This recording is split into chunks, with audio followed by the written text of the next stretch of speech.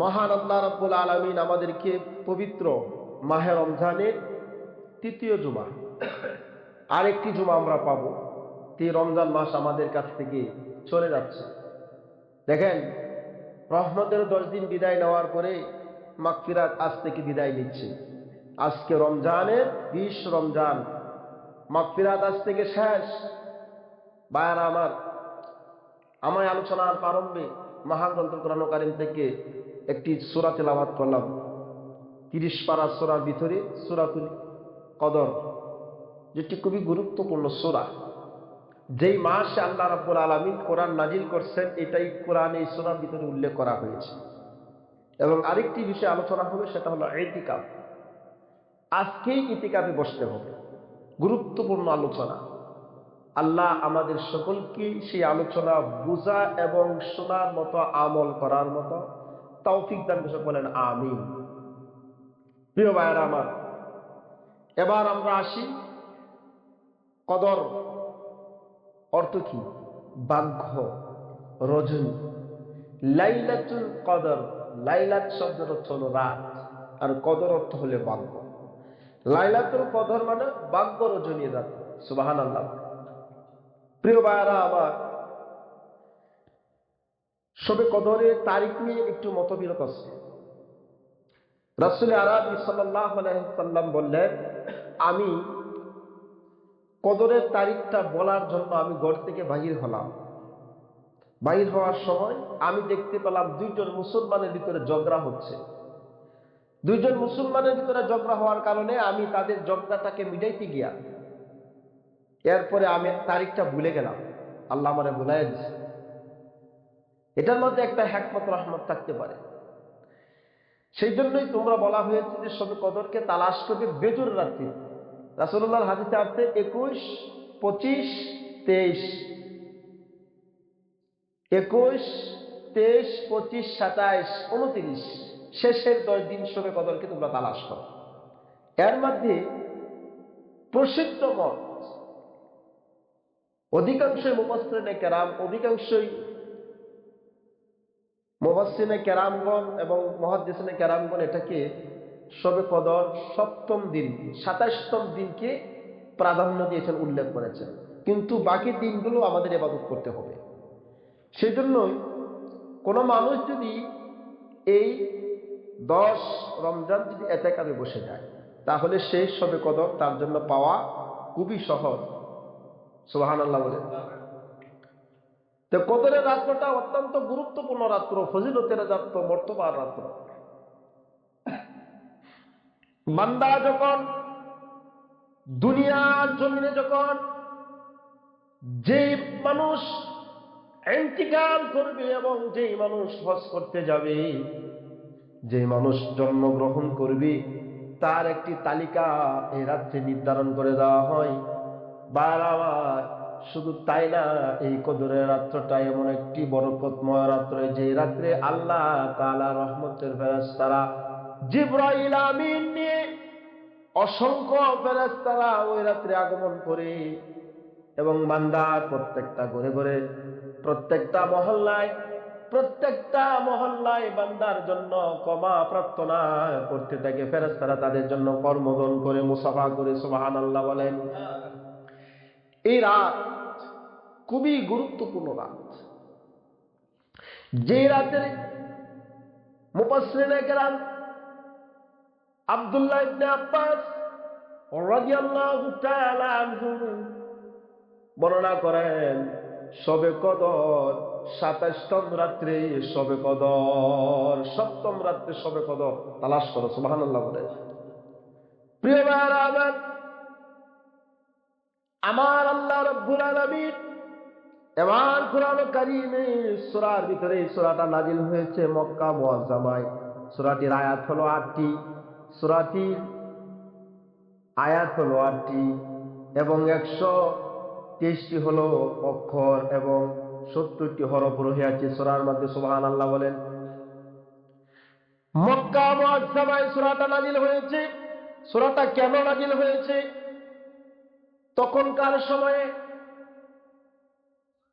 তখনকার সময়ে বনী ইসরাইলের লোকজনের হায়াত ছিল অনেক লম্বা, তারা অনেক দিন ইবাদত বন্দেগী করতে পারত। রাসূলুল্লাহ সাল্লাল্লাহু আলাইহি ওয়াসাল্লাম সাহাবায়ে কেরামদেরকে নিয়ে আলোচনা করতেছিলেন। এমন সময় বলতেছিলেন, বনী ইসরাইলের চারজন ব্যক্তির কথা উল্লেখ করলেন। তার মধ্যে হযরতে আইয়ুব আলাইহিস সালাতু ওয়াস সালাম, হযরতে জাকারিয়া আলাইহিস সালাতু ওয়াস সালাম, হযরতে হিজকিল আলাইহিস সালাতু ওয়াস সালাম, হযরতে ইউসা বিন নুন আলাইহিস সালাতু ওয়াস সালাম, এই চারজন ব্যক্তির কথা আল্লাহর নবী আলোচনা করলেন। সুবহানাল্লাহ বলেন। এই চারজন ব্যক্তি এক একজনে ৮০ বছর পর্যন্ত আল্লাহর ইবাদত করেছেন। কর্ণিকের জন্য চোখের পলক থেকে আপনি ইবাদত থেকে দূরে সরে দাঁড়ান নাই। সুবহানাল্লাহ বলেন। এই চারজন নবী, এই চারজন বনী ইসরাইলের চারজন ব্যক্তি, হযরতে আইয়ুব আলাইহিস সালাম, হযরতে জাকারিয়া আলাইহিস সালাতু ওয়াস সালাম, হযরতে হিজকিল আলাইহিস সালাতু ওয়াস সালাম, হযরতে ইউসা বিন নুন আলাইহিস সালাম, এই এক একজন ৮০ বছর ধরে ইবাদত বন্দেগী করেছে।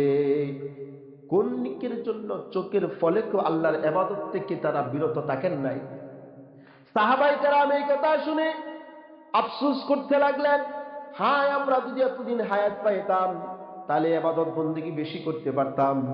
এই কথা যখন আফসোস করতে শুরু করলেন, আশ্চর্য তারা করলেন, তখন আল্লাহ রাব্বুল আলামিন জিবরাইল আমিনকে পাঠায় দিল, জিবরাইল যাও আমার বন্ধুরে জানায় দাও, আমার বন্ধুকে বলে দাও, যারা নাকি একটি রাত্র দাঁড়ায় ইবাদত বন্দেগী করবে আল্লাহ রাব্বুল আলামিন তাদেরকে 1000 মাস চাইতে উত্তম সওয়াব দান করবেন।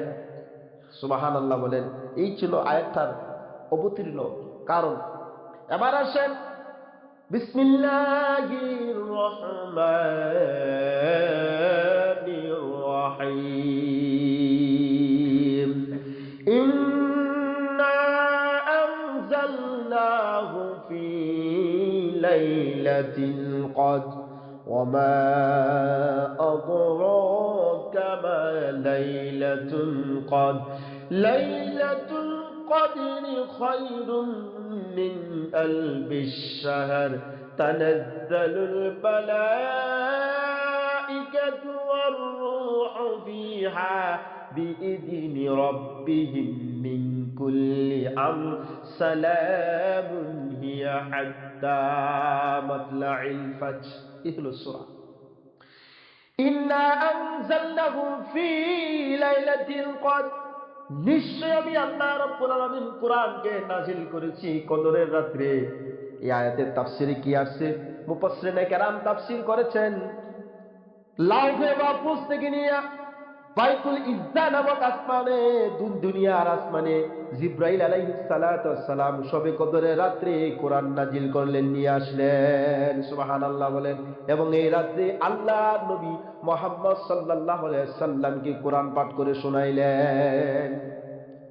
বাইতুল লাউহে মাহফুজ থেকে নিয়ে বাইতুল ইজ্জা, যেটাকে দুনিয়ার আসমান নামে পরিচিত, এই আসমানে নিয়ে আসলেন এক রাত্রে, কদরের রাত্রে কোরআন আল্লাহ তাআলা নাজিল করলেন। সেখান থেকে বিভিন্ন ঘটনার প্রেক্ষাপটে সুদীর্ঘ 23 বছরে বিভিন্ন সময় বিভিন্ন আয়াত সূরা, কোন সময় আংশিক সূরা, কোন সময় পূর্ণাঙ্গ সূরা আল্লাহ রাব্বুল আলামিন নাজিল করেছেন। সুবহানাল্লাহ বলেন।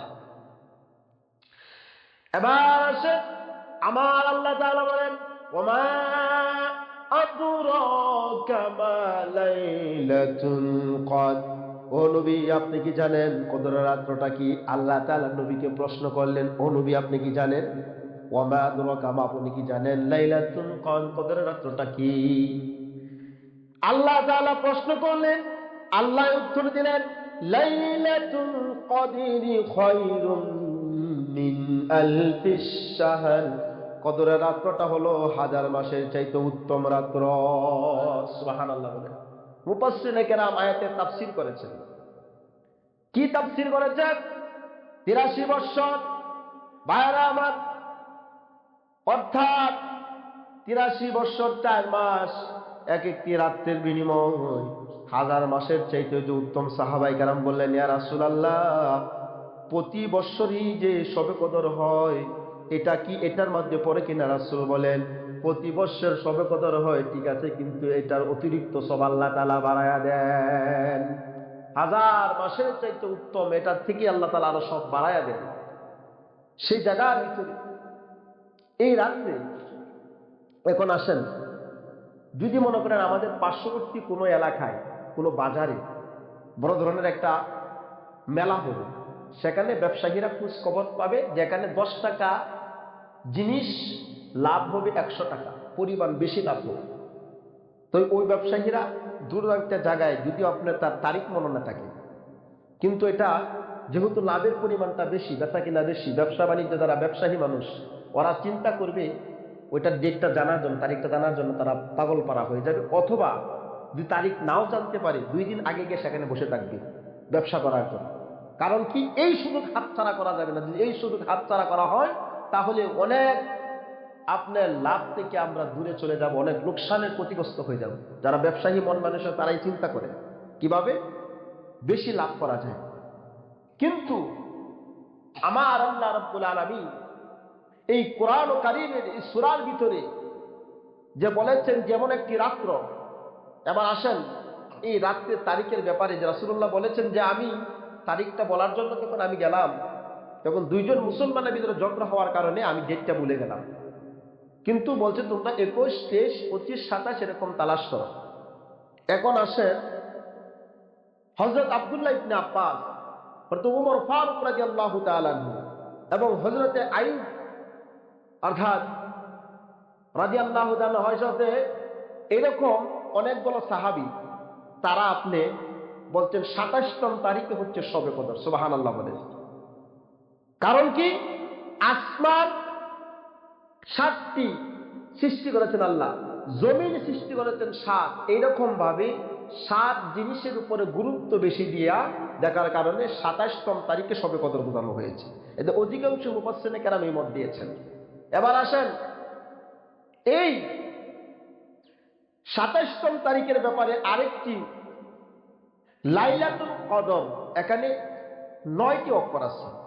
লাইলাতুল কদর শব্দটা দুইটা মানে শব্দ মিলে 9টি অক্ষর আছে।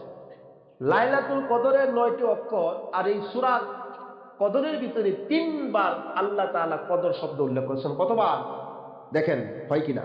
বিসমিল্লাহির রহমানির রহিম, ইন্না আনজালনাহু ফি লাইলাতিল কদর, একবার, ওয়া মা আদরাকা মা লাইলাতুল কদর, দুইবার, লাইলাতুল কদরি 3 বার হয়ে গেছে। আর কোথাও এরকম পাবেন না, আয়াত নাই 3 বার। তাহলে এই 3 দিয়া যদি আপনার 9টা অক্ষর যদি আপনার গুণ দেওয়া হয়, 3 নং 27, মুফাসসিরিনে কেরাম বললেন 27তম তারিখই হলো শবে কদর। সুবহানাল্লাহ বলেন।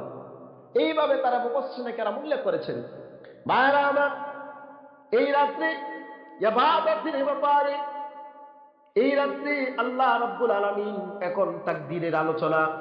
ভাইরা আমার, এখানে মুফাসসিরিনে কেরাম বলেছেন তাকদীর তো আল্লাহ রাব্বুল আলামিন আগে নির্ধারণ করে দিয়েছেন, কিন্তু এই রাত্রে আল্লাহ তাআলা এটা ফেরেশতাদের সামনে এটা উপস্থাপন করেন, পেশ করার কারণে এই রাত্রির ব্যাপারে তাদেরকে জানায়া দেয়, বন্টন করে দেন, দায়িত্ব বন্টন করে দেন। সুবহানাল্লাহ বলেন। প্রিয় ভাইরা আমার, তানাজ্জালুল মালাইকাতু ওয়ার রূহু ফিহা, এই রাত্রে হযরতে জিবরাইল আমিন সহ আল্লাহ তাআলার ফেরেশতারা অবতীর্ণ হয়। রূহ শব্দের অর্থ ব্যাখ্যা হলো, রূহ দ্বারা হযরতে জিবরাইল আলাইহিস সালাতু সালামকে বোঝানো হয়েছে। তার সাথে অসংখ্য অগণিত ফেরেশতা ওই রাত্রে আগমন করে। সুবহানাল্লাহ বলেন। 70,000 ফেরেশতা বর্ণনা আসছে, অসংখ্য ফেরেশতার আগমন করে এই রাতে জিবরাইল আমিন সহ 4 জন ফেরেশতাকে আল্লাহ তাআলা দায়িত্ব দিয়ে দিলেন। 4 জন বড় ফেরেশতা, হযরতে জিবরাইল আলাইহিস সালাম, হযরতে মিকাইল আলাইহিস সালাতু সালাম, হযরতে ইসরাফিল আলাইহিস সালাতু সালাম, হযরতে আজরাইল আলাইহিস সালাতু সালাম, এই 4 জন ফেরেশতাকে আল্লাহ তাআলা বড় বড় দায়িত্ব দিয়ে দিয়েছেন। এই 4 জন ফেরেশতার অধীনে অসংখ্য ফেরেশতারা আল্লাহ তাআলার কাজে নিয়োজিত। সুবহানাল্লাহ। জিবরাইলের কাজ হলো নবীদের কাছে বিভিন্ন বার্তা নিয়ে আগমন করা। ওহী নিয়ে আগমন করা, বিভিন্ন সংবাদ নিয়ে আগমন করা জিব্রাইলের কাজ। আসছেন জিব্রাইল, এরপরে ইসরাফিলের মিকাইল আলাইহিস সালামের কাজ হলো বৃষ্টি বর্ষণ করা। মিকাইল আলাইহিস সালাম বিভিন্ন জায়গাতে যখন আল্লাহর হুকুম হবে বৃষ্টি বর্ষণ করবে, ফেরেশতাদের মাধ্যমে বৃষ্টি বর্ষণ করেন, এটা হলো তার কাজ। রিজিকের ব্যবস্থা করেন। এরপরে ইসরাফিল আলাইহিস সালাম আল্লাহর হুকুমে সিংহায় ফু দিবেন, পৃথিবী ধ্বংস হয়ে যাবে। মাঝখানে অনেক বছর, 40 বছর পর্যন্ত এভাবে স্থগিত থাকবে। আবার যখন সিংহায় ফু দেওয়া হবে, আবার পৃথিবীটা কি মানুষ, অর্থাৎ দুনিয়ার মাটির নিচে যা আছে সব কিছু বাহির করে দিয়া সব মানুষ জীবিত হয়ে গিয়ে হাসরের মাঠে অবস্থান করবে। সুবহানাল্লাহ বলেন। এটা হলো ইসরাফিলের কাজ, সিংহায় ফু দেওয়া। পৃথিবী যা আমরা দেখতেছি, বড় বড় দালান কোটা পাহাড়, এগুলো তোলার মতো উঠতে থাকবে। এটা আলোচনা, ব্যাপক আলোচনা। এরপরে আজরাইল আলাইহিস সালামের কাজ হলো জান কবজ করা। তার অধীনস্থ অনেক ফেরেশতা আছে, সেই ফেরেশতাদেরকে নিয়ে তিনি মানুষের জান কবজ করেন। এবার আসেন, ওই রাত্রি যে ফেরেশতা আগমন করে এবং প্রত্যেকটা পাড়ায়, প্রত্যেকটা মহল্লায়, প্রত্যেকটা মসজিদে যেই সমস্ত বান্দারা আল্লাহর ইবাদত করে, দাঁড়ায় দাঁড়ায় ইবাদত করে, কোরআন তেলাওয়াত করে, জিকির আজকার করে, তাসবিহ তাহলিল পাঠ করে, সবকিছু যখন করতে থাকে, এই কারণ করার কারণে ওই ফেরেশতারা তাদের সাথে মুসাফা করি। সুবহানাল্লাহ বলেন। এখন আপনি বুঝতে পারবেন কিভাবে আপনার সাথে ফেরেশতারা মুসাফা করে। আপনার তো তার সাথে দেখা নাই, সাক্ষাৎ নাই, আমরা তো ফেরেশতাকে দেখতে পাই না। এর একটা প্রমাণ হলো, যদি আপনার চোখ দিয়ে পানি ঝরে, যদি আপনার অন্তরটা মনের মতো, যদি অন্তরটা যদি মোমের মতো নরম হয়ে যায়, আল্লাহর বয়ে যদি আপনার দিলটা নরম হয়ে যায়, শরীরটা যদি হালকা লাগে, গোনাগুলো ঝরে যায়, তখন বুঝতে পারবেন আল্লাহ তাআলা রহমতের ফেরেশতারা আপনার সাথে মুসাফা করেছে। সুবহানাল্লাহ বলেন। এটা হলো আয়াতের তাফসীরে আসছে। তাফসীরের ভিতরে আয়াতে পাওয়া যায়, যদি মানুষের গুনাহ যখন মাফ হয়ে যায়, শরীরটা যখন হালকা লাগে, অন্তরটা যখন নরম হয়ে যায়, তখন বুঝতে হবে যে আল্লাহর রহমতের ফেরেশতারা আমার মুনাজাতের সাথে, আমার দোয়ার সাথে তারা আমিন আমিন বলেছে। সুবহানাল্লাহ। প্রিয় ভাইরা আমার, সেই ফেরেশতারা যখন আগমন করে, এবার পরে তারা ফজর থেকে, অর্থাৎ সন্ধ্যা থেকে নিয়ে তারা ফজর পর্যন্ত আল্লাহ তাআলার এই রহমতের ফেরেশতারা বান্দাদের সাথে যে কোরআন তেলাওয়াত করে সেখানে শরীক হয়ে যায়, যে নামাজ পড়ে সেখানে শরীক হয়ে যায়, এবং যা যা ইবাদত বন্দেগী করে, তাসবিহ তাহলিল করে, ইস্তেগফার করে, সমস্ত জায়গায় শরীক হয়ে যায়। সুবহানাল্লাহ। মানে এই রাতে যারা ইবাদত থেকে বঞ্চিত থাকবে, আল্লাহ তাআলা সমস্ত রহমত থেকে সে বান্দা বঞ্চিত থাকবে। নাউজুবিল্লাহ বলেন। ভাইরা আমার, এই আলোচনা আরো ব্যাপক আছে, সে আলোচনা যাব না, সময় একেবারে শর্ট। সবে কদরটা হবে বৃহস্পতিবার দিবাগত রাত্রে, আগামী জুমা আমরা পাবো না। আগামী জুমা হলো জুমাতুল বিদা, মাহে রমজানের শেষ জুমা। বৃহস্পতিবার দিবাগত রাত্রে হবে সবে কদর। এই রাত্রে আমরা ইবাদত করব, জিকির আজকার করব, কোরআন তেলাওয়াত করব। আমরা একটা সিদ্ধান্ত নিব, এই রাত্রে আমরা ইবাদত করব। কয়টায় নামাজ শুরু করব, কয়টায় কি করব, ঠিক কিনা? এবার আমার এটা শেষ করে দিচ্ছি। এবার আসেন ইতিকাফ, যেটা আজকে আসরের নামাজের পরে সূর্য অস্তের আগে মসজিদে ঢুকতে হবে। ইতিকাফ করা এটা হলো ফরজে কিফায়া। এলাকার কিছু সংখ্যক মুসল্লি যদি আদায় করে, তাদের পক্ষ থেকে আদায় হয়ে যাবে। ইতিকাফ অর্থনীতিকে আবদ্ধ করে রাখা, আটকে রাখা। পৃথিবীর সমস্ত মায়া জাল বেড়া, স্ত্রী পুত্র আত্মীয় স্বজন থেকে নিয়ে মসজিদে ইতিকাফ করা। পুরুষরা মসজিদে ইতিকাফ করবে, মহিলারা তাদের নিজেদের ঘরে হুজরা ইতিকাফ করতে পারবে। এবার আসেন ইতিকাফকারীর গুরুত্ব, ফজিলত, কত মর্তবা। ইতিকাফ যে করবে, আল্লাহ রাব্বুল আলামিন হাবিব মুহাম্মদুর রাসূলুল্লাহ সাল্লাল্লাহু আলাইহি ওয়াসাল্লাম প্রতি রমজানে ইতিকাফ করতেন, 10 রমজানে ইতিকাফ করতেন, কোনোদিন মিস যায় নাই। এমন শুধু তাই না, যে বছর রাসূলুল্লাহ ইন্তিকাল করবেন, ওই বছর রাসূলুল্লাহ 20 দিন ইতিকাফ করেছেন। সুবহানাল্লাহ বলেন। হযরত আয়েশা সিদ্দিকা রাদিয়াল্লাহু তাআলা আনহা থেকে বর্ণনা, তিনি বললেন রাসূলুল্লাহ সাল্লাল্লাহু আলাইহি সাল্লাম বলেছেন, যেই ব্যক্তি ইতিকাফ করবে, যেই ব্যক্তি ইতিকাফ করবে, আল্লাহ রাব্বুল আলামিন তার আমলনামায় 2টা উমরা এবং 2টা কবুল হজের সওয়াব লিখে দিবেন। সুবহানাল্লাহ বলেন। সহিহ হাদিস, এটা মুসলিমের বর্ণনাতে আসছে। 2টা উমরা, 2টা হজ। উমরা করতে 1 থেকে 1,30,000, 40, 50, 60, 70 পর্যন্ত চলে যায়। আর একবার হজ করতে গেলে আপনার 7 লাখ পর্যন্ত চলে যায়। তাহলে দেখেন, আপনি যদি মসজিদে এসে এতেকাফ করেন, তা আল্লাহ তাআলা আপনার আমল নামায় 2টা উমরা 2টা হজের সব দিবেন। কত বড় সুবহানাল্লাহ বললেন না? মক্কা মদিনা আপনি হজ করার সামর্থ্য নাই, অর্থ নাই, টাকা নাই, যাইতে পারেন না, 7 লাখ টাকা আপনার মিলানো খুব কঠিন। সাধারণ আমাদের এই এলাকার জন্য 7 লাখ টাকা দিয়ে আপনি হজ করা খুব কঠিন হয়ে যায় না? যাদের ব্যবসা আছে বড় ধরনের, যারা শিল্পপতি বা যারা বড় অ্যামাউন্টের চাকরি করে, তারা আপনি হজ করতে পারে। উমরা করতে তো 1-1.5 লক্ষ টাকা যাইতে আমরা সংসার থেকে বাইর করতে অনেক কষ্ট হয়ে যায়, যাইতে পারি না আমরা, হিমশিম খাই। ঠিক আছে, তাহলে যদি আমি যদি এতেকাফ করি মসজিদে আইসা, তাহলে আমাকে 2টা কবুল হজ, অর্থাৎ 2টা উমরা 2টা হজের সব আল্লাহ তাআলা দিয়ে দিবেন। এবং শুধু তাই না, রাসূলুল্লাহ সাল্লাল্লাহু আলাইহি সাল্লামের হাদিসে আছে, যে ব্যক্তি আল্লাহর ঘরে একদিন ইতিকাফ করলো, আল্লাহ তাআলা তাকে জাহান্নাম থেকে 500 দূর পর্যন্ত তাকে হেফাজত করবেন। সুবহানাল্লাহ। 500 দূর খন্দকের পাহাড়, বড় বড় পাহাড়, এক একটা পাহাড়ের প্রশস্ত হবে 500 দূর পর্যন্ত, জাহান্নাম থেকে তার দূরে রাখবেন। ইতিকাফকারী কে হাদিসে আসছে নিষ্পাপ হয়ে যায়। এবার আসেন, এতেকাফ যে করবে, এতেকাফের কি নিয়ম, কিভাবে করবে? ফজিলত মর্তবা তো আমরা শুনলাম, বুঝতে পারলাম। এতেকাফকারী জামে মসজিদে এতেকাফ, অথবা মহল্লা মসজিদ, যেখানে জুমা হয় না সেখানে এতেকাফ চলবে। যে জায়গায় জুমা হয় আলহামদুলিল্লাহ এতেকাফ হবে। আবার মহিলারা এতেকাফ করে তার হুজরায়, অর্থাৎ তার ঘরে। ঘরে যদি আলাদা কোনো নির্দিষ্ট কোন জায়গা থাকে, তাহলে ওই জায়গার ভিতরে সে এতেকাফ করবে, না হলে একটা এই জায়গায় আলাদা একটা জায়গায় ঘরের এক কোনায় সে এতেকাফের জন্য নির্দিষ্ট করে দিবে।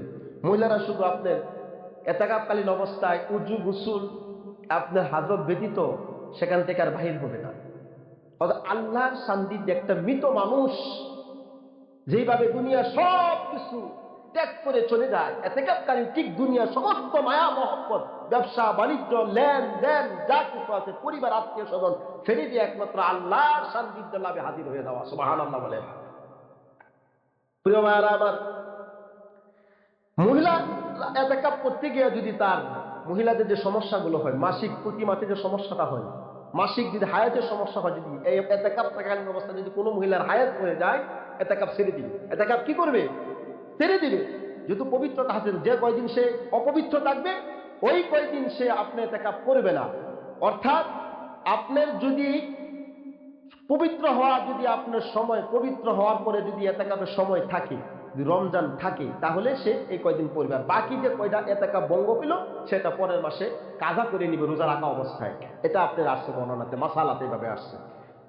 আর যদি আপনার পুরা 10 দিনই সে অপবিত্র অবস্থায় রয়েছে, তাহলে তার এতেকাফ করা অবস্থায় ঢুকলো হয়ে গেল, তার উপর এতেকাফ কিন্তু তখন ওয়াজিব হয়ে যায়। তখন ওই মহিলা পরবর্তী সময়ে রোজা রেখে যে কয়দিন সে কাজা হয়েছে ওই কয়দিন সে এতেকাফ সে কাজা আদায় করে নিবে। এটা মহিলাদের ক্ষেত্রে মাসালা। এবার আসেন পুরুষের ক্ষেত্রে মাসালা। পুরুষরা যদি এতেকাফ করবে মসজিদে, সে আপনি তার হাজত ব্যতীত, উজু গোসল খাওয়া দাওয়া এই সমস্ত ব্যতীত আর কোনো অবস্থায় সে মসজিদের বাহির অবস্থান করতে পারবে না। এখন আসেন, যেই মসজিদে জুমা হয় না, এমন মহল্লা মসজিদ পান যেখানে আসেন এতেকাফ করছে, সেখানে আপনি এতেকাফকারী সে জুমার জন্য শুধু বাইরে আসতে পারবে, জুমা পরে দেরি না করে আবার তার স্থানে চলে যেতে হবে। এটা হলো মাসালা। যে যে মসজিদ জুমা না, যেখানে মসজিদে জুমা আছে তো আলহামদুলিল্লাহ। তবে মসজিদে এতেকাফকারী একটি স্থায়ীতে, একটি কোনায়, একটু পর্দায় দিয়ে সেকে এই জায়গায় সে থাকবে। সেই জায়গায় শুধু বসে থাকবে না, এতেকাফকারী যতক্ষণ পর্যন্ত এর থাকবে তার ঘুমাইলো ইবাদত। সুবহানাল্লাহ কইলেন না? সে খাবার খাচ্ছে এটাও তার ইবাদত, সে টয়লেটে যাচ্ছে এটাও তার ইবাদত। সুবহানাল্লাহ বলেন। ইতিকাফকারীর এই মর্তবা, এই ফজিলত। মসজিদের এক কোনায় বসে সে ইতিকাফ করবে, সে দাঁড়ায় নামাজ পড়বে, জিকির আজকার করবে, তাসবিহ তাহলিল পাঠ করবে, দুরূদ পাঠ করবে, যারা কোরআন তেলাওয়াত করতে পারে কোরআন তেলাওয়াত করবে। আর ওই মহল্লার যদি কোনো একজন ইতিকাফ না করে, তাহলে সে সমস্ত মহল্লাবাসী গুনাহগার হবে। সমস্ত মহল্লাবাসী কি, আমরা কি গুনাহগার হতে চাই? আমরা গুনাহগার হতে চাই না। এই জন্য আমাদের কাজ কি? মসজিদে ইতিকাফ করা। সময় ওভার হয়ে যাচ্ছে, আমি আপনাদের কাছ থেকে স্বীকারোক্তি নিতে চাচ্ছি। এই মসজিদে ইতিকাফ করবেন কে আছেন? একটু হাত তুলে দেখান তো ভাই। এই মসজিদে ইতিকাফ করবেন মহল্লাবাসীরা কে আছেন যে আমি ইতিকাফ করব? যা গত বছর আলাপ এখন আমরা না তুলি, বর্তমানে হিসাবটা আলোচনা করি। বর্তমান এই বছর আজকে এতেকাফ করতে হবে। আজকে আপনার আসরের নামাজের পরে সূর্যাস্তের আগে মসজিদে প্রবেশ করতে হবে। যারা করছেন না গত বছরে গুনাহগার হয়েছেন। আর এই বছরে এতেকাফ করার মতো একজন লোক মহল্লাতে নাই, একজন লোক কি করবেন না? আহ, দুঃখজনক কথা। ঢাকা শহরে মসজিদগুলোতে 10 জন, 15 জন, 20 জন মসজিদে এতেকাফ করে, গ্রাম এলাকাও বিভিন্ন জায়গাতে 5 জন, 3 জন এতেকাফে বসে যায়। আর আমাদের এই মহল্লার মসজিদে একজন এতেকাফকারী নাই। আমরা তো ঠিক কত বাহিরে কথা বলি, মসজিদে এতেকাফ করতে দেয় না, থাকতে দেয় না। বাহিরে সমালোচনা করা যায়, কিন্তু বাস্তবে দেখেন এখন জিজ্ঞাসা করলে একজনও নাই, এতেকাফকারী একজনকেও খুঁজে পাওয়া যায় না। দুঃখজনক কথা ভাই। এতেকাফকারী একজন যদি আজকে আপনার এই জুমার আসর নামাজ আগে যে একজন যদি বাস না করতে পারেন, পুরা মহল্লা বাড়ি যারা আছেন সবাই গুনাহগার হবেন। আমি বলে গেলাম, যত বড় মুক্তি নিয়ে আসেন ফতোয়া দিয়ে, কেউ যদি বলে সে গুনাহগার হবে না, তাহলে মুক্তি শুধু নামে মুক্তি, কামে মুক্তি না। আমি মুক্তি ফরহাদ বলে গেলাম, যদি কোনো মুক্তি সব ফতোয়া দেয় যে মসজিদে কাজ না করলে আপনার গুনাহগার হবে না, যে মুক্তি আপনার ফতোয়া দিবে সে মনে করেন যে মাথা ঠিক নাই, ও গাঁজা গাইছে। ঠিক আছে না? গাঁজা গাইলে যেমন উল্টাপাল্টা কয়, হই এমনি উল্টাপাল্টা করি। কথা কি বুঝতে পারছেন? কোন মুক্তির সূক্ষ্ম জ্ঞান অর্থাৎ স্পষ্ট মেধা থাকতে, হিতাহিতি জ্ঞান থাকলে এই ফতোয়া দিবে না যে মসজিদে এতেকাফ করার দরকার নাই। আশা করি দিবে না, বাংলার জন্য এরকম মনে হয় না। ভাইরা আমার, বলতে চাচ্ছি এই কথাটাই। আসরের আগ পর্যন্ত একজনকে বাস করেন, না হলে গুনাহগার হবেন। টাকা দিয়ে এতেকাফ করলে এটা জায়েজ নাই, জায়েজ হবে না। আপনি মনে করেন লোক নাহি এখান থেকে ধরে আনলে তারা দাঁড়া করাইছেন এখানে এতেকাফ করার জন্য, এটা শরীয়তের মাসালা নয়, এটা জায়েজ হবে না। টাকা দিয়ে আপনার পার করে দিবেন যে তোমার দিমু, তুমি এতেকাফ করো, তোমার কোটি টাকা দিব, এটা করা যাবে না। আপনারা সিদ্ধান্ত আমি দিলাম, আপনারা বলবেন এতেকাফকারী এতেকাফ কে করবেন, এরকম আপনারা ফয়সালা সিদ্ধান্ত নিয়ে আসর নামাজের পরে ঢুকে যাবেন। এবার আপনাদের কাজ হলো এখানে এতেকাফ যে করবে অযথা গল্প গুজব করলে এতেকাফ নষ্ট হয়ে যাবে। মসজিদের বাহিরে একটু অল্পক্ষণ সময় অবস্থান করলে বিনা হাজত ব্যতীত এতেকাফ নষ্ট হয়ে যাবে। এতেকাফকারী যদি বসে মসজিদে বসে ফোনে মোবাইলে কথা বলে, এতেকাফ নষ্ট হয়ে যাবে।